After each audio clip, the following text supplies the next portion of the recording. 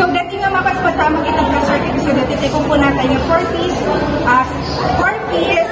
sagip buhay blood donation. So dati yung programa circuit tapos di ka sakit makatulong tayo ka digiti pantawid pamilya beneficiaries. Yung aking nga napanunod mi dati nga activity sir nga mini circuit ado digiti ken mo kan dialysis na pantawid beneficiaries kayo ken ado digiti times nga agkasapulan dati dara kat napanunutan mi nga angayan iti kasing activity tatlong ti kasakot adati alisto nga pangalaan da iti dara nga mabaling mo sa ren iti pantawid beneficiaries kayo. Manod ma'am iti agbaling nga beneficiaryo tayo unong target tayo nga maukon nga bag ti dara ma'am.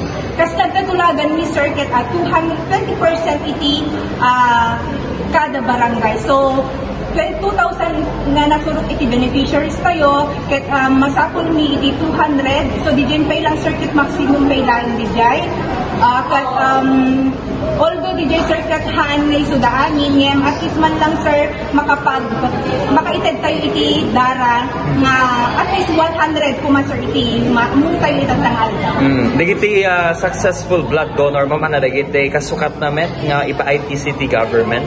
So digiti naalaan iti daraw no nagdonar iti dara sir at dating may paay kanya da nga grocery items sir as kita timitan sir nagpamunan sir nga lagitet tayo iti merienda da itatay ket pagyamanan ni iti city government of Lawag tayo so daman iti timulong kada tayo kamurunaan na circuit tamnon di kastakat may paay kanya da dating grocery items ken kastamit dun sir iti Red Cross ti partner ni PCSO partners ti Red Cross ket pagyamanan mi so das sir so daman iti nangalalno ko ikada kami sir tamnon di kastakat ang balin kami nga partes dating activity katangalawag and of course sir iti LCGA kasi iti nagvenuan mi kadating activity katangalawag. First time ma'am nga adati kasing activity tayo ti city government. Actually sir this is the second round na bloodletting activity tayo ket itul kas nagtutulagan mi sir ket agtutuloy dating bloodletting activity tapnon ti kasakit at adunat lain sir iti matulungan na.